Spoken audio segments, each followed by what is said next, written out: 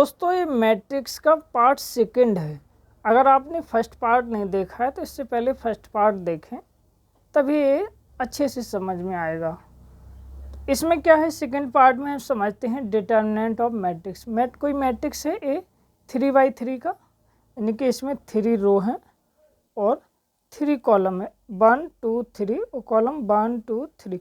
3×3 का square matrix है। इसका मुझे डिटर्मिनेंट निकालना है। इसके डिटर्मिनेंट निकालने की 2 मेथड हैं, एक ए और एक ए। हम दोनों मेथड समझते हैं। इस फर्स्ट मेथड में क्या है कि पहला रो 1 और पहला कॉलम 1 का पहला एलिमेंट लेते हैं, यानी कि 3 लिया। 3 के लिए ए वाली रो ख़त्म हो जाती है और फर्स्ट कॉलम ख़त्म हो जाता है। जो एलिमेंट बचते हैं उनको लिख लेते हैं। क्या बचा, 4 माइनस के 5, 5 माइनस 1। अब चिन्ह अल्टरनेट चलता है, प्लस माइनस प्लस।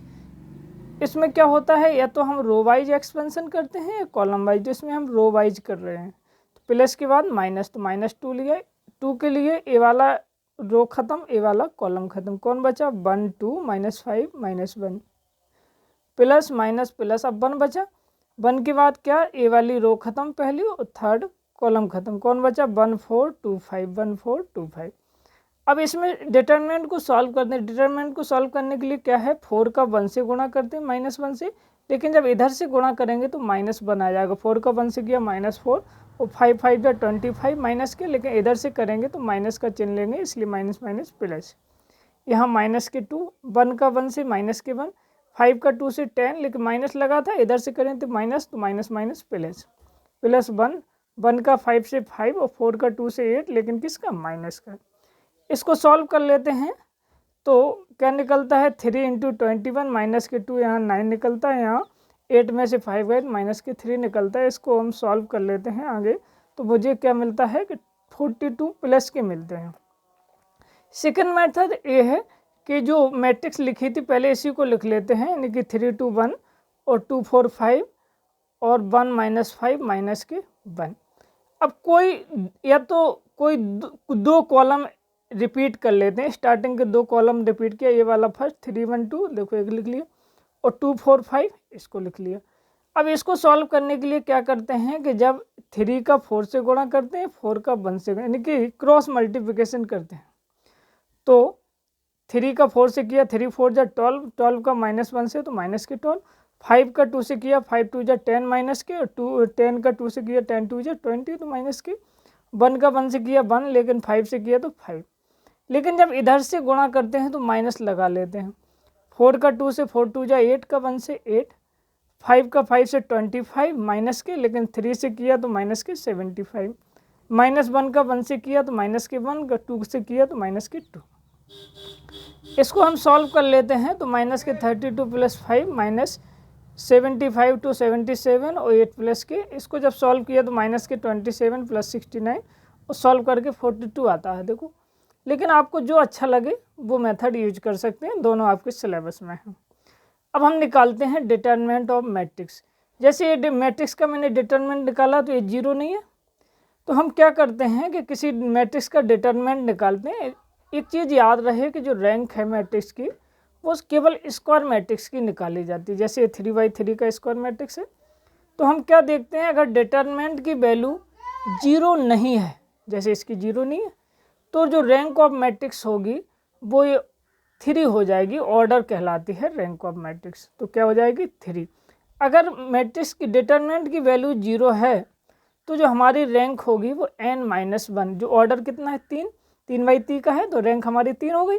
अगर इसकी वैल्यू 0 निकल आती तो क्या होता है कि जो रैंक हमारी होती या तो 2 होती या 2 से कम होती।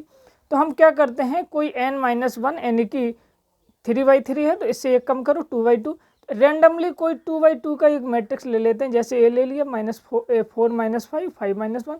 इसकी हम डिटर्मिनेंट निकालते हैं। अगर ये 0 हो जाएगा तो हम कह देंगे कि रैंक ऑफ मैट्रिक्स 2 से कम होगी।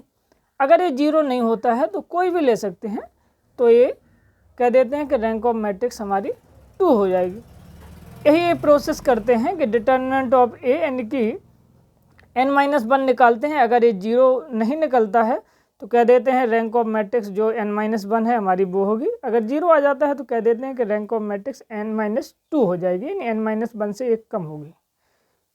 अब दोस्तों जो मैंने समझा था कि अपर ट्रिंगुलर मैट्रिक्स, लोअर ट्रिंगुलर मैट्रिक्स और डायगोनल मैट्रिक्स, इनके बारे में एक शॉर्ट है। इनको अगर इनका अपर ट्रिंगुलर, लोअर ट्रिंगुलर और डायगोनल मैट्रिक्स का अगर मुझे डिटरमिनेंट निकालना चाहें तो product of principal diagonal element होते हैं। प्रोडक्ट ऑफ, जैसे ये वाली मैट्रिक्स लिखी तो ये जो प्रिंसिपल डायगोनल एलिमेंट हैं ये अपर ट्रिंगुलर, लोअर ट्रिंगुलर और डायगोनल मैट्रिक्स का क्या होता है, डिटरमिनेंट होता है। और जो अपर ट्रिंगुलर, लोअर ट्रिंगुलर और डायगोनल मैट्रिक्स है इसका अगर हम आइगन वैल्यू निकालना चाहें तो प्रिंसिपल डायगोनल एलिमेंट हो जाते हैं इसके आइगन वैल्यू। एक हमने और देखा था ऑर्थोगोनल मैट्रिक्स। ऑर्थोगोनल मैट्रिक्स क्या होता था, ए ट्रांसपोज इक्वल टू आई होना चाहिए, यानी इनका ए और मैट्रिक्स का ट्रांसपोज दोनों का गुणनफल आइडेंटिटी मैट्रिक्स के बराबर है तो हम कह देते थे ऑर्थोगोनल। लेकिन एक दूसरे तरीके से भी पहचान सकते हैं। अगर डिटरमिनेंट ऑफ ए, जो मैट्रिक्स तुम निकाल रहे हो, देखना है कि ऑर्थोगोनल है कि नहीं, उसका डिटरमिनेंट निकालो। अगर प्लस माइनस, या तो प्लस में 1 या माइनस में 1 निकल रहा है तो हम कह देते हैं ऑर्थोगोनल है। अगर नहीं आता है तो कह देते हैं ऑर्थोगोनल नहीं है। शॉर्ट विधि है। और दूसरा क्या है कि ए ट्रांसपोज होगा ए इनवर्स। जो ऑर्थोगोनल मैट्रिक्स है इसका जो ए ट्रांसपोज अगर मैट्रिक्स निकालना चाहें तो वो ए इनवर्स के बराबर होता है। अब आता है skew symmetric matrix. Skew symmetric matrix क्या होता था, ए और ए ट्रांसपोज अगर निकालते थे तो -a के बराबर होता है। स्क्यू सिमेट्रिक मैट्रिक्स का पहचानने का एक तरीका है शॉर्ट में कि इसके जो प्रिंसिपल डायगोनल एलिमेंट हैं इनका अगर सम निकालें तो 0 हो जाएगा। इस शॉर्ट विधि है स्क्यू सिमेट्रिक मैट्रिक्स पहचानने की। और इसका स्क्यू सिमेट्रिक मैट्रिक्स का अगर स्क्वायर कर दें तो वो सिमेट्रिक हो जाता है। अब ये कुछ इंपॉर्टेंट मैट्रिक्स के बारे में फैक्ट होते हैं, उनको समझते हैं। जैसे कोई मैट्रिक्स है उसका एडजॉइंट का अगर गुणा करें तो वो डिटरमिनेंट के बराबर होता है। अथवा ऐसे कह लो एडजॉइंट और मैट्रिक्स का गुणा करें तो वो डिटरमिनेंट के बराबर होता है। और अगर डिटरमिनेंट निकालें किसी एडजॉइंट और एडजॉइंट मैट्रिक्स का तो वो डिटरमिनेंट ऑफ ए की पावर n-1 होता है। n क्या होता है, किसी मैट्रिक्स का ऑर्डर होता है। जैसे ए वाली मैट्रिक्स लिखिए तो कितनी है, 2×2 की मैट्रिक्स है, तो यहाँ क्या हो जाता है, n उसका ऑर्डर होता है। तीसरा फैक्ट और है ए adjoint of A determinant of n-1 के बराबर हो। तो मतलब एडजॉइंट जितनी बार लिया उनमें से एक घटाओ और इसका स्क्वायर कर दो।